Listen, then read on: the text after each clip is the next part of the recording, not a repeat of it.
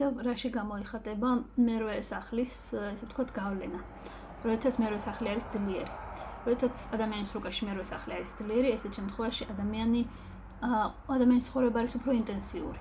ანუ ნებისმიერ რამეს ეს ადამიანი უფრო მეტად ესე ვთქვათ, განიცდის, შეგვიძლია ესე ვთქვათ, ბევრი რამე ხდება ამ ადამიანის ცხოვრებაში, რომელსაც მსდევს ინტენსიური ან სტრესი, ან უბრალოდ ესეთი შეგრძნება, რომ რაღაც ძალიან აქტიურად ვითარდება მოვლენები ამ ადამიანის ცხოვრებაში. ეს ადამიანს ძალიან უყვარს მისტიკა, აინტერესებს მისტიკა და იგივენაირად ძალიან უყვარს სხვების დახმარება, უნდა სხვების დახმარება. თუ მერვე სახლი დაზიანებულია, ესეთ შემთხვევაში, რა თქმა უნდა, ადამიანი უკვე განიცდის ყველაფერს, ანუ ნებისმიერი ცვლილება ადამიანის ცხოვრებაში, რაც სოციალური არის, როგორიც არის სამსახურის ცვლილება, თუნდაც სკოლიდან სკოლაში გადასვლა, ქალაქიდან ქალაქში გადასვლა, ნებისმიერი ესე ვთქვათ, რადიკალური ცვლილებები ადამიანის ცხოვრებაში იქნება რაღაც ძალიან სტრესის ფონზე, ინტენსიური იქნება. თუ მერვე სახლი არის შედარებით უფრო სუსტი, არა ძლიერი, არამედ სუსტი, ესეთ შემთხვევაში ადამიანის ცხოვრება არის შედარებით მარტივი. ადამიანი აღიქვამს ცხოვრებას უფრო მარტივად. მის ცხოვრებაში რაც არ უნდა ინტენსიური მოვლენები ხდებოდეს, რთული, მისთვის ეს ყველაფერი გადაიტანება უფრო მარტივად. ესეთი ადამიანი არ თulis, რომ სამსახურიდან სამსახურში გადასვლა რაღაც ესეთი რადიკალური პრობლემა არის ან რადიკალური მოვლენა არის საერთოდ.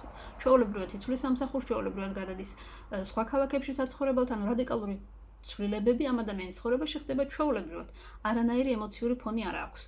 თუ ანუ ეს ადამიანს არც მისტიკა არ აინტერესებს და სხვის დახმარებაზე მაინც და მაინც ესე ვთქვათ, ისე მონდომებული არ არის.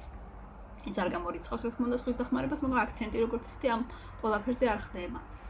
ზოგადად სუსტი სახლი ყოველთვის ამას ნიშნავს, როდესაც სახლი სუსტია, ამ სახლის თემებში ამ ადამიანს აქვს შედარებით უფრო ნაკლები ინტერესი. როდესაც სახლი დაზიანებულია, ამ შემთხვევაში ამ სახლის თემები რეალიზდება უფრო მეტად ნეგატიურ ასპექტში, იმიტომ რომ დაზიანებულია და ჭირდება დამუშავება.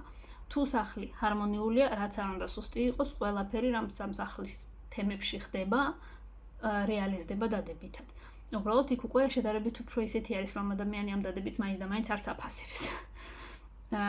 შესაბამისად, ესეთი რამე ხდება მერვე სახლის შემთხვევაში, შეგიძლიათ დააკვირდეთ თქვენს ცხოვრებას, არ არის აუცილებელი რუკას შეხედოთ, როდესაც თუ თქვენ თვლით ესე რომ გადახედავთ თქვენს ცხოვრებას, თუ ესეთი ინტენსიური იყო, ესეთი რადიკალური ცვლილებები, ესე იგი თქვენ გაქვთ უფრო ძლიერი სახლი და შესაძლებელია დაზიანებულიც თუ უფრო ძალიან ინტენსიურად და სტრესულად განიცდის ამ ყველაფერს.